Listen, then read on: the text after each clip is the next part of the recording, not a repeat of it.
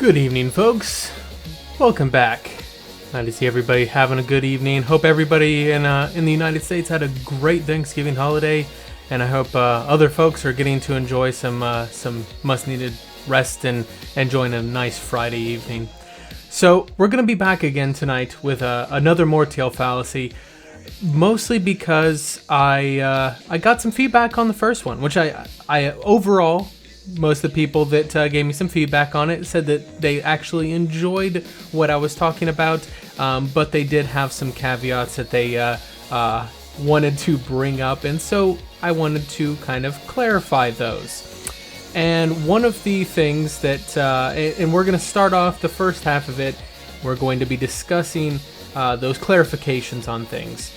And then the second half, to fill up some extra time if we have it, we'll be discussing another topic that is a shorter topic, which should help us kind of fill out the last half of the show.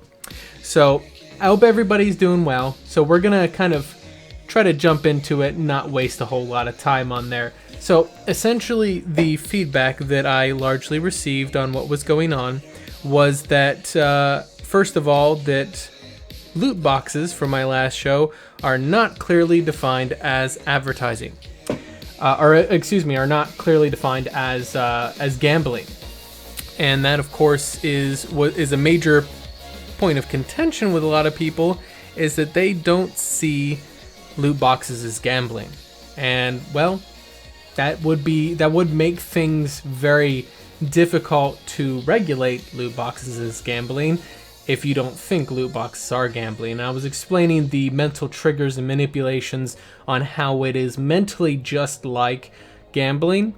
But tonight I wanted to actually be a little bit more detailed and actually dig into the legal aspect of it. And that is really kind of a determining factor in if a government regulation will regulate it, is if it can fit into established legal laws, or if new laws would have to be drafted to classify it as such.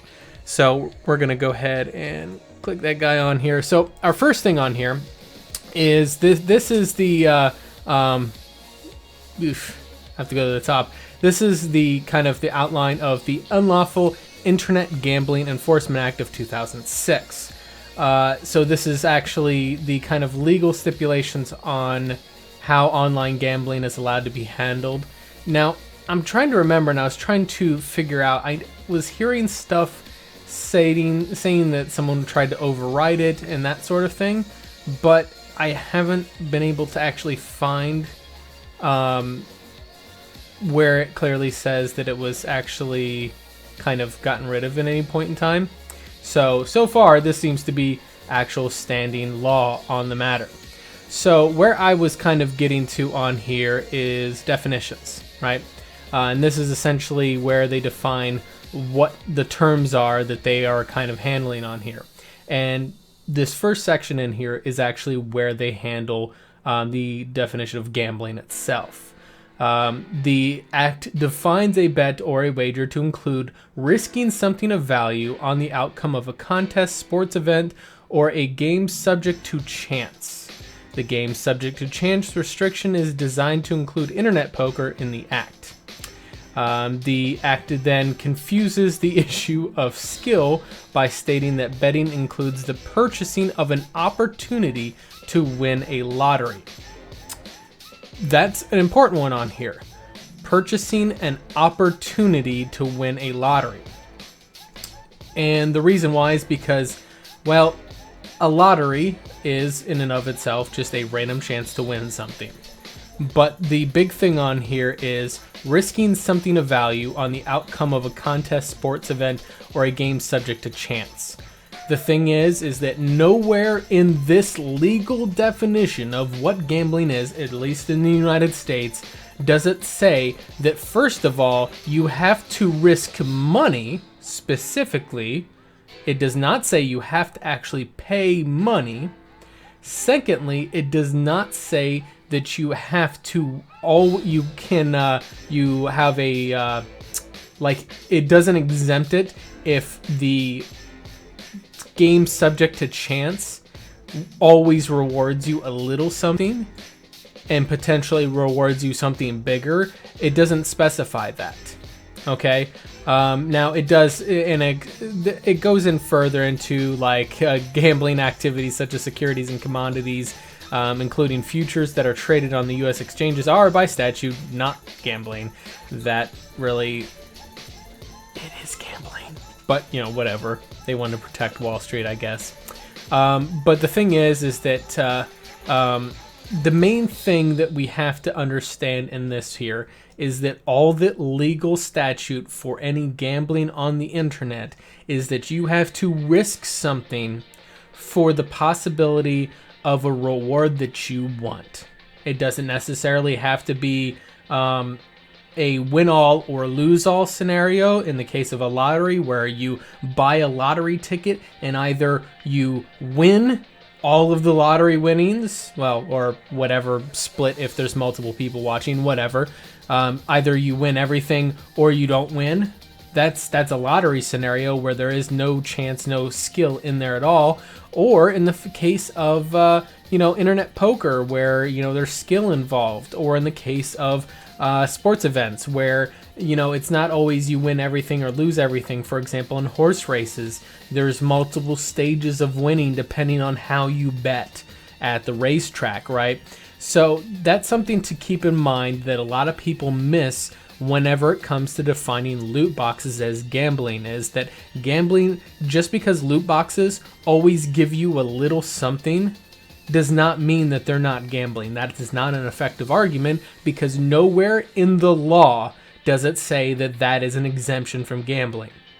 Furthermore, just because the EA turned off the microtransactions in Casino Front 2 does not exempt it from gambling either, because it does not say that you have to actually bet money. Something of value can be time. So if I am playing the game for a period of time, and I value my time, pretty much everybody values their time, right? Everybody's time is valuable to themselves, right? So if I'm playing a game for a long time, grinding up the credits or whatever monetary system that happens to be used to purchase said loot box, I grind up to earn the chance to open said loot box. I open said loot box and I don't get what I want. I have quote unquote lost, right? That is my feeling of loss. So this is the first thing that you have to kind of, that a lot of people don't understand about the legal definition of gambling. And we also are going to get into the broader gambling on here with the actual just legal definition, of gambling as a whole, not just internet gambling. So this first guy over here was the Unlawful Internet Gambling Enforcement Act of 2006 that actually would be directly applicable to loot boxes because it is internet gambling. This one is overall gambling as a whole. So this covers even casinos and that sort of thing as well. A person engages in gambling if he or she stakes or risks something of value, again, not necessarily money, upon the outcome of a contest of chance or a future contingent effect not under his control or influence, upon an agreement or understanding that he or she or someone else will receive something of value in the event of a certain outcome. That is very carefully worded to say that it's not an all or nothing bet. You don't have to bet money. It's that you are risking something that you value for the random chance of something to occur. That's it. That is literally all that constitutes gambling under law in the United States. Now, other countries might have slightly different variations to this, but overall, that's what it is. Now, it further goes on to state that gambling does not include bona fide business transaction valid under the law of contracts, such as the purchase or a sale at a future date of securities or commodities, contracts of indemnity, and guarantee of life, health, or accident insurance. So that's again going back to the whole, protecting Wall Street. Yeah, but now here's the thing. The United States, at a federal level, doesn't necessarily deem gambling as illegal. And this is something important to note. Gambling is not illegal. The federal government leaves it to the state legislatures to determine gambling laws and restrictions, which is perfectly fine. That's a good way to do it, which is why, of course, like Las Vegas and Louisiana have completely full and legal gambling else everywhere, whereas most other states have varying degrees of restrictions on said gambling, right? So here's the thing, is that when you look at actually what constitutes and how those gambling things are controlled, for example, what the federal law does actually, that's if it's illegal on there. I'm trying to figure out, I remember in here something like that. There's a lot of states that actually states the disclosure of winning odds, but I think that's covered under state laws, and that's that is what is. That's what your say your state lotteries, scratch tickets, things like that are also gambling will have on the back. If you look at on the back of any lottery ticket or on any scratch ticket or whatever, they will have the disclosure of odds of winning. They will also have the various things such as the links to self-help, and of course when you go to buy a lottery ticket or a scratch-off ticket, you have to show ID and be of legal age. This is in most states. Like I said, that varies state to state. So that's one piece on there. Now, remember when I said value, and I was using that terminology, something of value, right? This is the big key on there. Like I said, it does not have to be money. Definition of value by Merriam-Webster, and this is the main one that we're going off of here, is a fair return or equivalent in goods, services, or money for something exchanged. The reason why I'm using this one on here is because, as far as I remember, this is the one that's typically used in labor and contract law. Essentially, when you offer something of value, it's considered to be a fair return, equivalent in goods, services, or money for something exchanged. So if I give you something value of value to me and or you give me something in return, that's considered something of fair value, right? The reason why I point this out on here is that I could give you, say for example, I could give you a cell phone for a bundle of vegetables. That, of course, is contingent on the fact if I feel those vegetables are worth the several $100s that a cell phone might be. And that's also contingent on if you feel that the cell phone is worth the value to you of a bundle of vegetables, which may or may not. That's where determining fair value is. Services also is a similar scenario of mowing your lawn for money or something of that effect, or holding a job, right? There's a big one on there. Holding a job, you provide services, your job provides you money. That's considered to be a return of fair value. And then, of course, money is a pretty baseline contingent of value. When you have money, if you have $100, you have $100. If you have 100 quid, it's considered to be 100 quid. If you have 100 euros, it's 100 euros. There's a baseline acceptance of value for that. Now, what a product is charged, and if you value it that much, that's a different story. Now, here's the thing.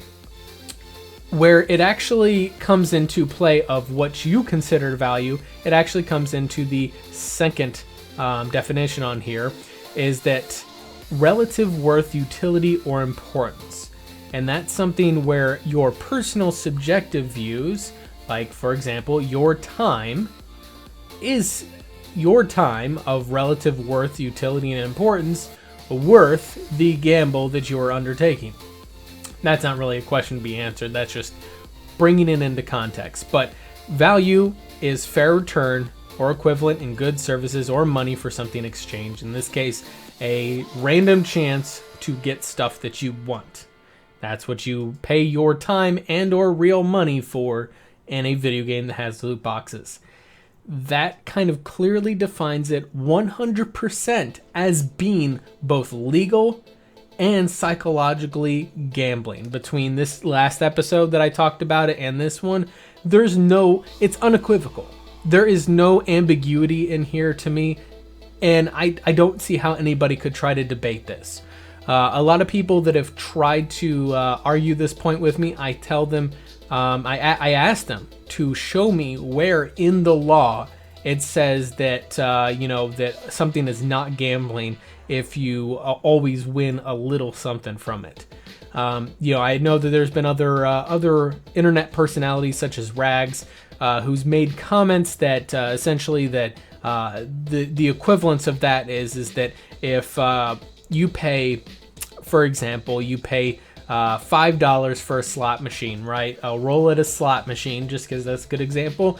And, 499 times out of 500, that slot machine gives you 1 penny. And out of that 1 out of 500 times, it will drop $1, right? Okay. That's not really a good example because that would actually net you a profit. But there's ways to work those numbers, obviously, to where the house always wins. But as long as it always dropped a penny for whatever amount you're betting on it, right? Then you come out on top, right? That seems pretty fair to me. So that's the thing, is that if they always gave you a penny out of a slot machine, if you bet $1 or $5 or whatever, that doesn't negate it from being gambling. You're still playing a slot machine. It's still betting. It's still gambling. So that is not actually a legal defense as clearly defined by the laws, at least in the United States. I'm not as familiar with a lot of the gaming commission laws in the EU or in elsewhere in the world, which in some cases may be more strict. I know that China, for example, has actually taken action to try to restrict a lot of laws, and that's something that we've talked about before, where they've actually tried to restrict loot boxes already. They've already been on this, so they're not necessarily on it. So that is just to kind of clarify and kind of bring everything back to heel, to clarify things not just from a psychological standpoint, but from a legal standpoint. Loot boxes are gambling. There's no debate here. That is not really something that we should be debating at this point. At this point, like I said, what we should really be focusing on is not banning loot boxes, but making sure that there's common sense regulations. And I outlined the 3 things that I did last episode, of those 3 things being clear disclosure of the drop rates of the loot box, because that's pretty standard. You have to know the odds that you're betting in order to bet. That's one of the oldest requirements of gambling, is to say, hey, what are the odds of winning? That was instituted long ago because there's a lot of shysters out there who would try to rip people off gambling on something that they would never win, right? So that's the first one, disclosure of odds. Second thing is provisional material towards self-help for people who have gambling addiction. And I suggested that be included in the splash screen of a video game. For example, you see the EA logo, you see the DICE logo, and then you see, bam, this little disclosure of saying, hey, this game contains gambling.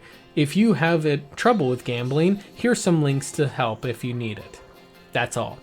Very simple. That's done. The last thing is the highest age rating that they can institute on a game, be it ESRB's AO rating or PEGI's 18 plus rating. Those will be required with a clear labeling on that label that says, violence, gore, blah, blah, whatever else might be in the game. Gambling needs to be clearly disclosed on the actual ESRB or PEGI rating. Those 3 things, all my complaints are washed out. That's it. I don't want loot boxes banned because I still see them as being a fair way for game companies to try to earn money on what they're doing. I just want it handled ethically. That's all. Anyway, I think that's going to be about the last time we talk about this one, although it's still an ongoing and evolving topic, and we may come back and touch on it at another time. We'll handle that whenever we get to it. That's its own thing. So the other thing on here, and I wanted to kind of talk about another topic which some people may not be as keen on, and I've noticed a very solid resistance to this from several sources, which kind of surprised me. So we've had in the past, I want to say at least a handful of scandals involving advertisements, and specifically influencer advertisements from live streamers on Twitch, YouTube, or Instagram, where people are essentially paid by a company to advertise something. And in most cases, what they do is that they don't tell anybody that it's actually a paid advertisement, which is against the law. Okay, that it is very much against the law. Here's the problem is that the advertising companies, they do what's known as embedded advertising or influencer advertising, which is designed to essentially have someone who has influence, who's seen as popular, etc., and get them to kind of give an endorsement of a product, say how great it is, etc., without the viewer knowing that it's actually an advertisement. And that's kind of the key on there, is they don't want people to know it's an advertisement. They want to make it seem like it's a genuine endorsement from someone who just really likes the product. Except they don't. They're being paid for it. The reason why the FTC prohibits this is because it's dishonest practice, right? It's misleading the consumer into buying something. And one of the key things on here that I heard someone say was that it's not their fault if the consumer can't tell the difference between an advertisement and something that's real. No, it's not the consumer's fault. You're lying to them. You're a liar and you're being unethical. Okay? And we're going to actually touch on that in depth with actual legal precedent and actual legal definitions on here. So the first one on here we're going to is the FTC themselves. And this is the provisions in their actual clear and conspicuous disclosure regulations. If you are taking money, well, let's take a step back. If you are taking something of value in exchange for saying good stuff about a product, it is a paid influencer advertisement, and you are required by law to disclose the fact that you were compensated in order to do it. That includes, but is not limited to, being paid actual money, receiving free products, receiving special treatment, and anything else that could be seen as influencing or swaying your opinion. You are required by law to disclose the fact that you were compensated. Okay? And there's several provisions in this clear and conspicuous disclosure, right? And it's not a clean-cut thing. It varies based upon how you're doing it. And the real question, the easiest way to answer this before we get into the detail, is ask yourself were you unfairly biased towards saying positive things for this for the product? Were you had you not received the treatment that you had around the product, would you say something different? And are other people receiving the same treatment? If the answer to those questions are yes, you're being unfairly biased, and chances are you need to make some kind of disclosure. That's it. Now, essentially, there are various forms of advertisement. That's kind of what it talks about on here. But, this is what really they use to define what is clear and conspicuous. The placement of the disclosure in the advertisement and its proximity to the claim it is qualifying. In other words, if I am sitting there and I'm holding up and I'm saying, yes, blah, blah, blah brand coffee. It's delicious and it's very easy to make, right? I'm making some kind of claim as to its quality and it's the reason why you should buy it, right? Below, in text below what I'm saying right now, as I'm fleecing this product here, it should say, this has been paid for by so-and-so, so that people know that statement was paid for. By the way, this is my own coffee. No one is paying me to fleece coffee. I do that freely. Uh, so here's the thing. That's a big key on there, is that you have to know what actually thing is being influenced by advertisement. So that's when they talk about proximity, which is actually a major point of it, is that the proximity of the disclosure has to be somewhere near when the actual advertisement is happening. The funny thing about it, and I don't know exactly how this has become slipped into things, but it's not unusual, right, to see TV shows where they will plug products subtly or rather obnoxiously, and they don't have any disclosure in them. I believe, and I don't know because I haven't researched this, that there are other laws that determine what you have to disclose in a television show, right? And that's a big thing on there too. So for example, I know that the CW in the United States is a big proponent of this one. They get paid by Microsoft and other companies to show off their products. So for example, you might see at least one time in an episode where they pop open a Surface Book and then they have to open up something and show them using said Surface Book, right? It's pretty obvious when they do it. Unfortunately, it's pretty cringy. It's not very good advertising, but then again, a lot of the quality of CW shows aren't exactly what I would consider very good, but that's beside the point. The point is that they are very clearly like shilling for that product and they are not giving disclosure. But like I said, I'm pretty certain that they know their legal requirements, and they're doing it what applies to TV shows.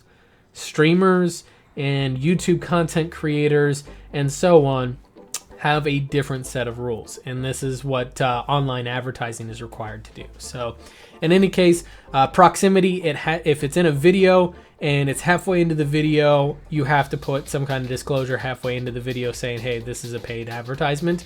If the whole video is paid for by a company, then you have to display it all through the video and so on. Prominence of the disclosure, essentially it has to be clearly, easily readable by someone. And like I said, these are not cut in stone. All of these evaluation bullet points here are things that they essentially will look at when determining if you violated the actual disclosure laws. So they'll look at this and say, hey, was it in close proximity to the ads? And yeah, I could see it. Like I see a text at the bottom. It's clearly visible, so it's prominent enough. The disclosure is unavoidable. It's not being covered up by something, and the extent to which the items and other parts of the advertisement might distract from the disclosure. So for example, I'm showing off a razor product, right? And this is kind of what spurred this on, right? I'm disclosing a razor product, and guess what? The flashing lights of all of Razor's RGB nonsense, like what you see in the background here, that's not Razer, but the point is the RGB nonsense, and it's all like flashing everywhere and distracting from that disclosure. That could cause it to be a violation of that protocol. So that's something to be aware of as well, is that it can't be distracted too heavily from other parts. So, and then whether or not the disclosure needs to be repeated several times in order to be effectively communicated, or because the consumers may enter the site at different locations or travel on the site on paths that cause them to miss the disclosure. And how this is handled in especially live streaming. This is a key in live streaming. If you are doing, say, a fully paid for live stream of, say, someone paid me to shill for Casino Front 2, since obviously that's been a big one there. EA actually has very clear disclosure rules if you are an influencer, by the way, and we'll touch on that. They actually go further than these rules, just to make sure they're in the clear. In any case, say I was in Casino Front 2, if I'm doing a live stream for their game, I have to display that branding all through the stream. They actually, I believe EA, like I said, goes above and beyond the rules to make sure that they are 100% above board, which is very common. A lot of businesses will have more in-depth requirements for disclosure just to make sure that there's no confusion that they are within compliance of these rules. So here's the thing, is that, like, for example, and this is actually real life examples on there. So November 7th, while I was live streaming Mass Effect 3, modded Mass Effect 3 on there, there was a lot of other BioWare streamers that I know who you might have seen on there that they would say, hey, we're streaming hashtag Kev, Banshee, Casino Front is lit, huh? Loving that game. Yeah, you bought it. He's been playing Casino Front nonstop, and he's also been playing Peasantry 2, Destiny 2, nonstop too. By the way, that also has loot boxes in it too, in case you're wondering. Yes, they're cosmetics, but they are still gambling. In any case, so a lot of the BioWare streamers on there were doing streams on November 7th that would say streaming such and such game, hashtag 10/7, sponsored by EA. And then I believe they would also have usually a watermark on their actual stream overlay that would say sponsored by EA. So here's the thing. When I was talking about proximity and actually what and the prominence of the disclosure, like how avoidable is it, that sort of thing. So here's where their layers come in. Having it in the title of the stream, right before people even get to the video, and they can't get around the title of the stream in some way before clicking on it. You know, which they might be able to. We'll get into that. That's the whole repeated several times thing. In the title of the stream, they said sponsored by EA. The stream itself has sponsored by EA, right? So they're disclosing it twice because someone might not see the title of the stream before clicking on the actual stream, and say they're on mobile and they turn the phone sideways, they don't see the stream title below it very much. They might see it up at the top. Maybe it's cut off. Maybe it's not clearly there. So now they have the watermark on the video itself. Bam. Sponsored by EA. You can't get away from it. That's kind of, you know, that's pretty much how it's done. So, and Kev, I know you missed it all, but I'm not anti-loot box either. I am pro ethical loot box, and that's kind of what I talked about before. But well, we're kind of moving on from the whole loot box topic, and we're talking about advertising disclosures and how people still think that they don't have to disclose when they're being compensated for shilling. Now, the next point on here is whether disclosures in audio messages are presented in an adequate volume and cadence, and visual disclosures appear for a sufficient duration. Ugh, I hate that word sometimes. And that's essentially what I was going back to of if the whole live stream is paid for by EA, you have to like show disclosures the whole time. If they paid you to 1 hour, play their game, and then after that you're still streaming and you're switching to another game, you can then take that disclosure off. You are no longer playing the sponsored part of your stream. So you only have to have it there for the time that you're actually being sponsored. And whether or not the language of the disclosure is understandable to the intended audience. If you are streaming in German or Swedish or Japanese or whatever, and you have the disclosure in English and the audience may not know English, that is a violation. That's something to know. Now here's the thing. This is where stuff gets a little tricky, right? So there's also some more informal things that you might notice, right? So here's an example for you of where the influencer advertising gets a little bit gray and dicey. Say, for example, and Kev will get a kick out of this one. Say, for example, I was paid by Razer to go to the launch event for the brand new Razer phone. Okay? So, or for example, maybe they didn't pay me. Maybe they just said, hey, come to our launch event and we'll give you a free phone. They have not paid me to advertise their product.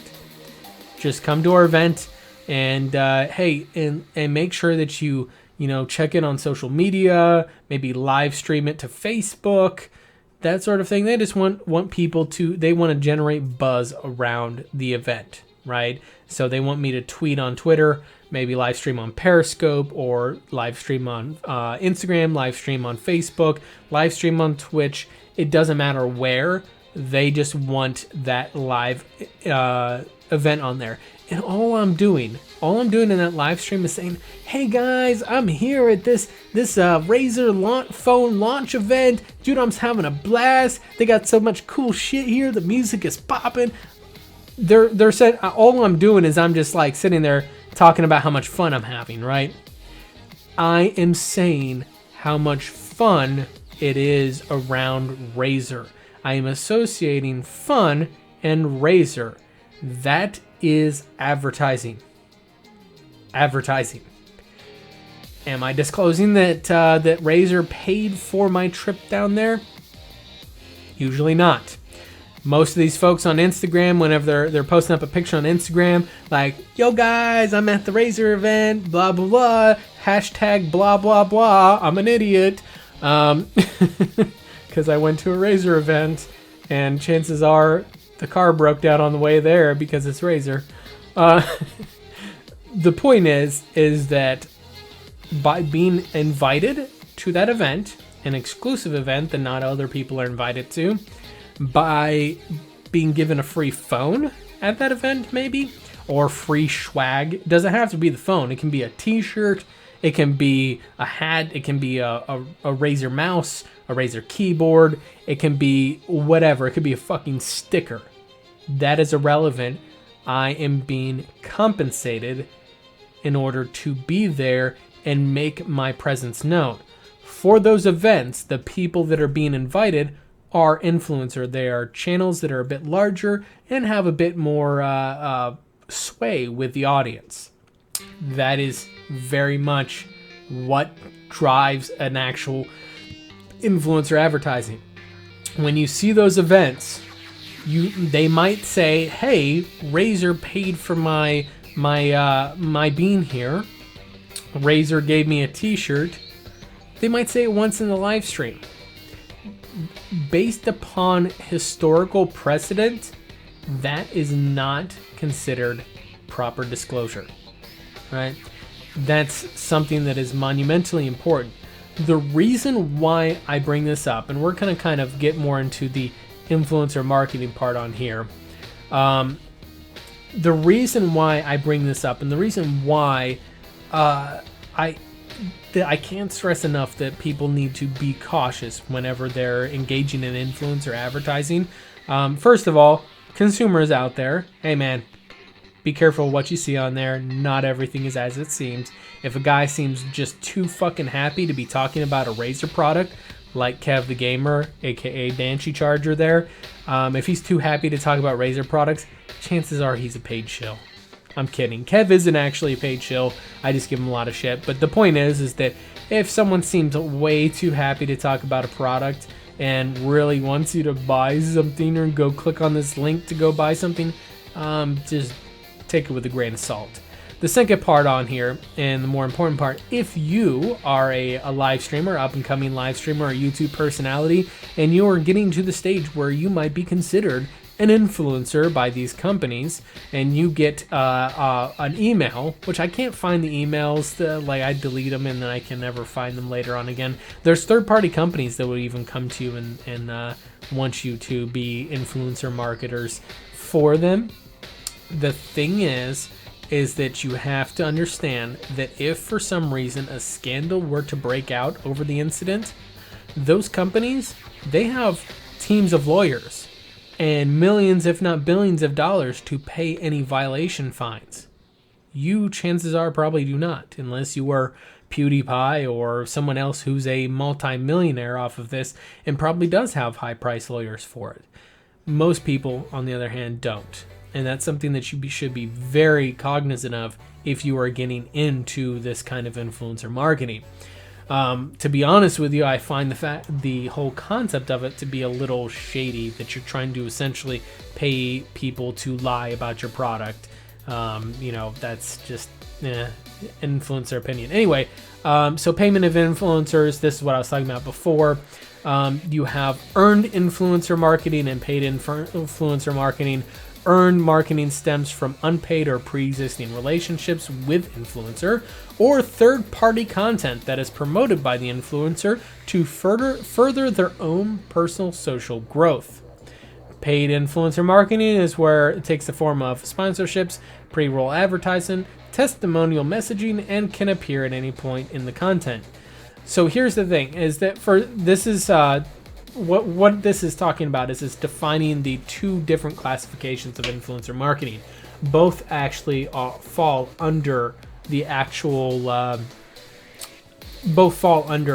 legal classifications for disclosure. So earned marketing is where they don't actually give you money. They may or may not give you free swag, but they don't actually give you money. You're not technically paid or officially compensated. Essentially, what they're paying you in is, growth of their brand, right? Or growth of your brand. So say my channel, say someone comes to me and says, hey, I like razor products. Again, going back to the razor example, I really like razor products, and people like razor products, right? There's a lot of people who likes razor out there. I go to this razor event, I tweet them there. Other people are jealous of me. Oh man, he got invited to this exclusive razor event. I want to follow him to see what he's up to. It furthers my personal growth as an influencer and as a personality online.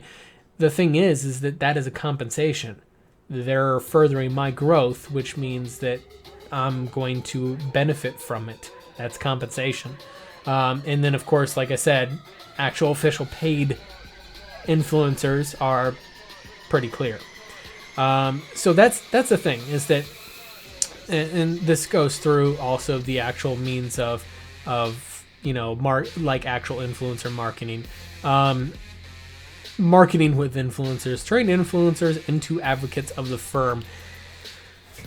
The reason why I personally find influencer marketing to be something that you should be very careful of is because of the fact that a lot of influencer marketing tries to circumvent a lot of advertising regulation.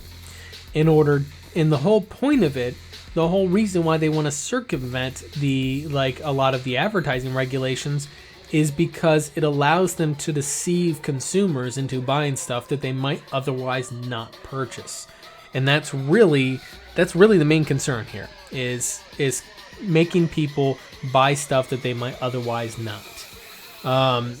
That's my main thing. So if we're talking about the actual me trying to say, oh, this coffee is delicious and it's from such and such brand, you might be deceived into thinking that brand is somehow good, and maybe it's absolute garbage. You actually see this a lot with a lot of things that get advertised as great and they're actually very, very horrible. So I personally find that to be deceptive. I don't think that you have to lie about your product to market it effectively. That's something that I just kind of find as ethically questionable marketing at best. But right now, there's nothing against. There's no laws against marketing your stuff deceptively per se. There's a certain ground that you have to break in order for the lies to actually be really dangerous. But here's the thing: is that if you are an influencer and people are coming to you and saying, "Hey, we want to pay you money," whatever, man. I'm not going to tell people not to take money. That's unrealistic. I am going to say that keep your head on your shoulders just because you're being offered money, and especially sometimes they can be quite lucrative. Don't lose your bearing. Always make sure you clearly disclose it multiple ways. For as long as you are advertising that, you should always be disclosing it in a very clear, conspicuous way that nobody is going to be confused that you're not being somehow compensated for it. Compensation isn't always money. You could be paid in free product, you can be paid in special treatment, anything of that effect, right? Always keep your head on your shoulders if you're an influencer, and don't necessarily fall into that trap, because then once a scandal breaks out over, like, say, for example, Machinima's YouTubers streaming about the Xbox One when it came out, and they were all talking about how great the Xbox One is, and then all of a sudden it comes out that they're actually paid by Microsoft, and all of a sudden they take a hit to themselves, they get fined, that sort of thing. And guess what? Microsoft isn't paying that fine for you. You know, the advertising company isn't paying that fine for you. You're paying that fine. And Microsoft has plenty of money to cover their end of the fine. You may or may not. Something to keep in mind on there. So in any case, we're going to kind of get wrapped up on here. So just to kind of give us a nice big summary of what we talked about here, we kind of covered the legal definitions of gambling as opposed to the psychological definitions that I handled in the last stream, where I talked about the triggers and the effect of withdrawal that is played into in the loot boxes. Today we kind of actually clarified that with a bedrock of legally defined gambling, what that means, and why loot boxes are legally gambling, like by very clear wording in the actual law. They are gambling. And also that we don't necessarily want to have gambling be a thing of just ban it. No, we want to just have some very, very clear and easily defined regulations that make sure that people are able to gamble safely and effectively. And then finally, we kind of went in here and talked about some influencer marketing and that sort of thing on, if you are an influencer, do things ethically, because you're getting screwed if a fine comes about and a scandal breaks out. And if you're a consumer, moral of the story is do your own research, get your information from multiple sources. Don't believe what one single person or even sometimes multiple people say. Make your own judgment. Get researches, read pros, read cons. If everybody's saying great stuff about a product, find somebody who's not. And if they're giving very articulated and well-worded criticism on why something's not good, and then everybody saying great stuff about it is just saying, man, this is fantastic, and they don't give you any detail, I tend to go with the more detailed criticism over the just bland, flat praise, and same goes both ways. Point is that always get your information from multiple sources. Don't believe one person. And always keep your head on your shoulder when you're a consumer. Research stuff. Don't ever just believe the first thing you read. And for God's sakes, do not believe what the fucking company selling you the product says about it, because they are not required by any sense to be 100% completely honest with you about what they're selling you. Yes, that sounds shady as fuck, and it is. But currently there's not really a repercussion for a lot of stuff that's being sold. That's why bullshots in games are such a thing, where they take these really gorgeous pictures that make the game look a lot better than it actually is. Anyway, let's go ahead and get things winded up here. This nice second episode on there to kind of round things up. Obviously, if you guys are watching this on YouTube after the fact, I do these live streams here periodically here. We've done 2 of them now back to back, but they won't always necessarily be back to back. I'll just do them periodically as I have a topic to discuss, which does actually happen fairly frequently. It is what it is. In any case, though, we're going to go ahead and get that closed down. If you're watching this after the fact, though, you're welcome to come join us live so you can actually join into the discussion. And if you're catching this after the fact as well, feel free to definitely comment below. This is more of a discussion than just me ranting at you. I would definitely love for you to be a part of the conversation. If you disagree with something I said, let me know.